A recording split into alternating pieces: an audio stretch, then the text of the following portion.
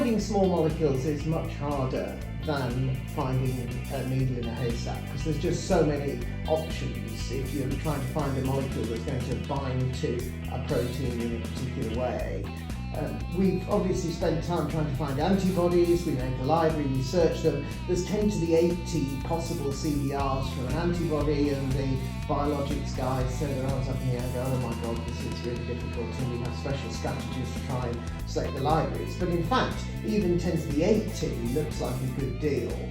So, is the solution for improving small molecule discovery bigger libraries? Do you just need more molecules to screen?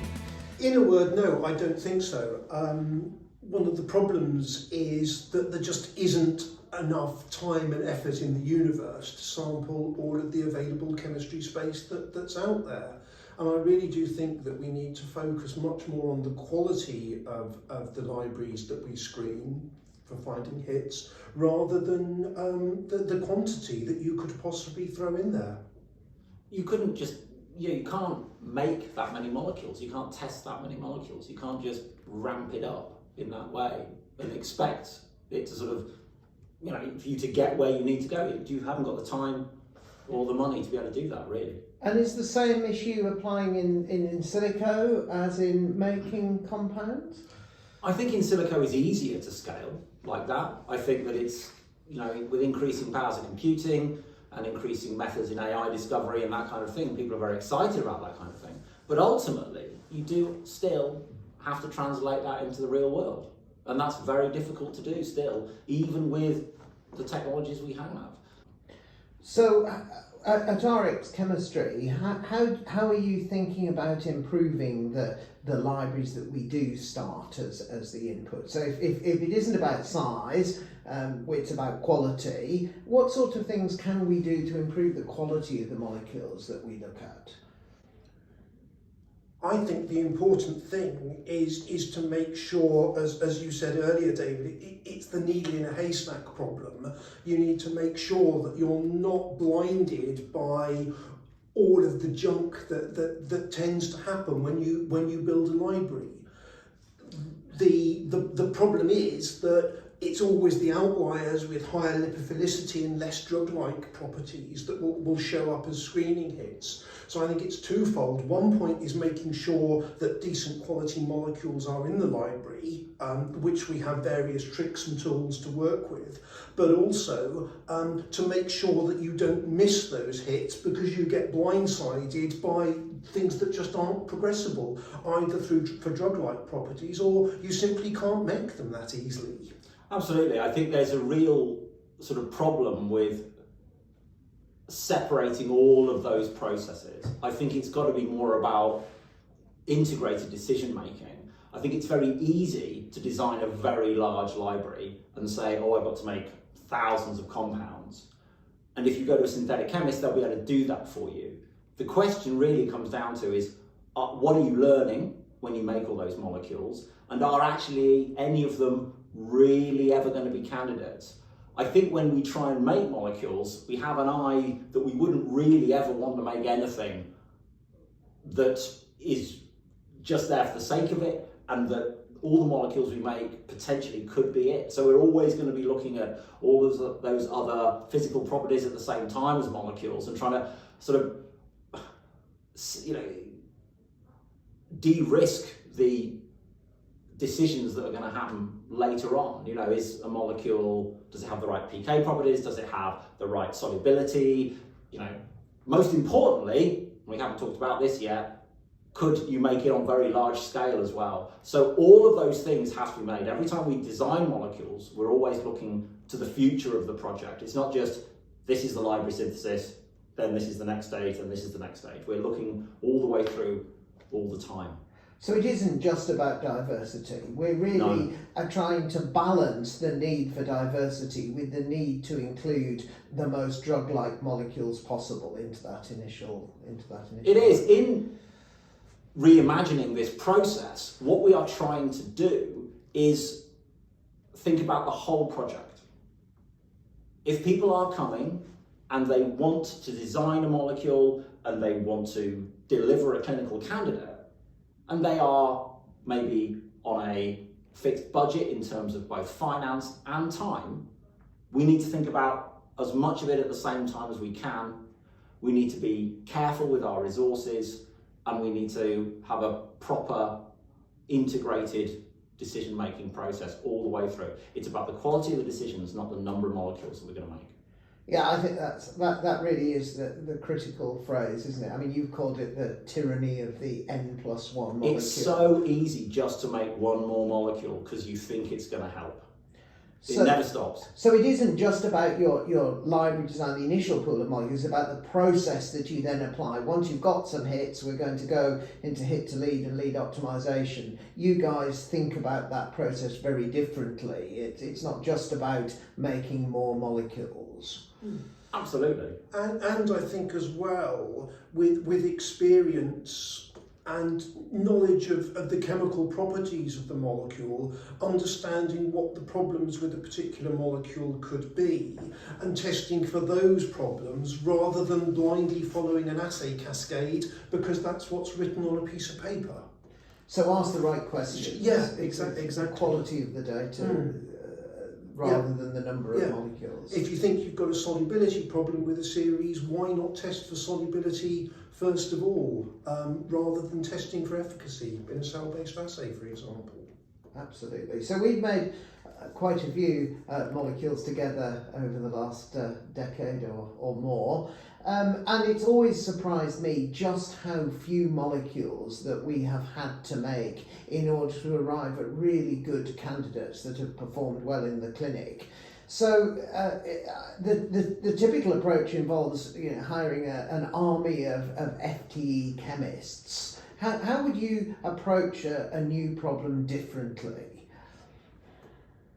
I think it comes down to that. What problem is the client actually trying to solve, and what is the quickest way to get there for the minimum amount of resource, and research as well. And I think it's building a picture in your brain around that at the very early stages of the project. Fox and I were talking about this earlier on, and you will always tend to, as a chemist, graduate to those series that are easier to make. Simply because they're easier to make, you can generate SAR more quickly, more cheaply. So I think that's part of the story. I think hitting seams or series of molecules where you know it works, you know they have the right properties, and you can imagine scaling them up. Because at some point, someone's going to want a kilo or 5 or 25, and you don't want suddenly that to become a deal breaker. If you're going to invest this much time and this much effort this early on in identifying a target, coming up with a new series, designing new assay cascades and all those kind of things, at the end of the day, someone's going to want a lot of it.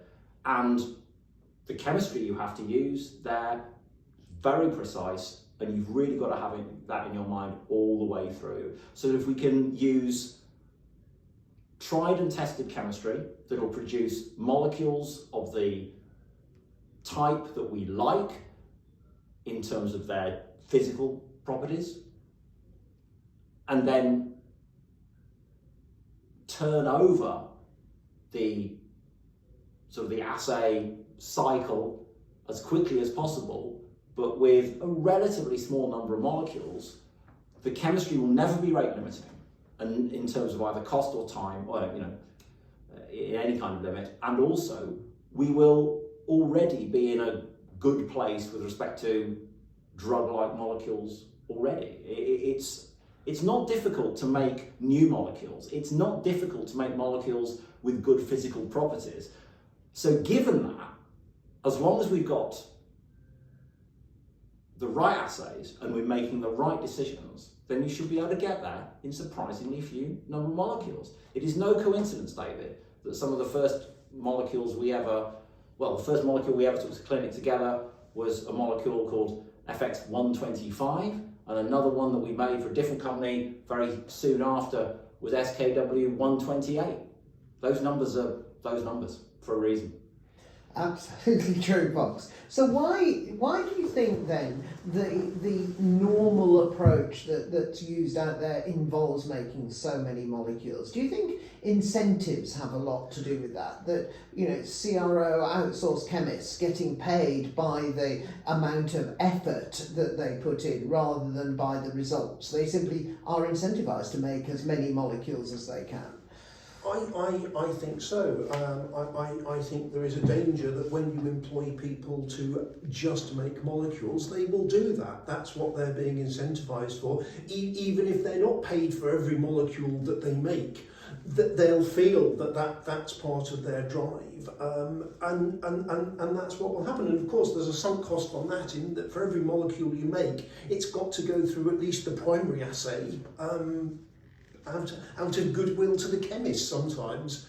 I say, I think that's part of the problem. And then that sort of is an opportunity cost in screening more molecules up front, prevents you from progressing those molecules that you have got as quickly as you can to see why they fail. I mean, our sort of traditional sort of amounts of molecules here are 25 mgs on the first make, so we can push it at least to in vivo PK studies, and then as much as we need to get efficacy studies done on it. Making 1 or 2 mgs of a molecule as a first hit just doesn't work for us. I think that this ties up with the sort of reasonable chemistry, right? If, again, you know, we want to make things that we know we can scale, and so that scaling them isn't a problem. You know, it's all part of the same thing. At the end of the day, the output of this is actually a physical substance. Yeah? And you always have to keep that in mind. So everything, all the way through, chemistry should never be rate limiting. And more importantly, you know, as Nigel has alluded to, the fact that we are making decisions together, we're all incentivized in the same way, means that we are thinking about all of those things all the way through. When we decide how many molecules we're making, we're thinking about, you know, how many molecules the biologist can screen and how many molecules we can take further. We're not just fulfilling our own, you know, as a chemist, I'm not fulfilling my own remit to make as many molecules as possible. You know, it's all about what the client needs. The client needs a very efficient use of their time and money. And so we're going to balance all of those things. We're not going to try and steal the lion's share of the funding for our own little area. It's all, the whole thing is integrated. We have a relatively small team, which means we do actually talk to each other, and we go to these meetings and we make sure that the right things are done, you know, for the client. And, you know, that's it. It's a package deal. So if the contracting with some of RxChemistry's competitors is incentivizing them to just do more stuff, how does the contracting differ to align the interests of RxChemistry with that of the client to get to the answer with as few molecules as possible rather than with as many molecules as possible? So, I mean, generally the work we do is done on a fee-for-service basis. We tend to operate in batch mode. If there are 20 molecules that need to be made to answer a specific question, we'll contract to make those 20 molecules and no more. So that while those 20 molecules are being tested to answer the question, the chemistry is essentially turned off until we know what to do next. And that may sound counterintuitive, but we find it's actually a cost-effective way of delivering to the client. Absolutely. We'd like the clients to win, because if nothing else, you know, depending on the nature of the contract, it would be nice to have a situation where we have some benefit to that as well ourselves. So in other words, we are happy to help the client meet what they want to achieve. We'd like to be frank, spend as little resource doing it as possible, you know? Yep. As little of the client's money as possible, and work on the assumption that if they win, we all win. And that idea that it can be done efficiently, rather than merely this idea of satisfying individual kind of cost centers and just, you know, seeing the client's budget as some sort of cake to become done. Yeah. it's paid to win rather than paid to do. Yes. Absolutely. And I can say from first-hand experience just how successful that's been from my role as a client working with you guys. It's interesting just how rare it seems to be that people appreciate the difference that this simple shift in incentives can make. And I guess we should be happy because as long as it remains out of the secret, then we have that competitive advantage. Thank you both. Thank you, David.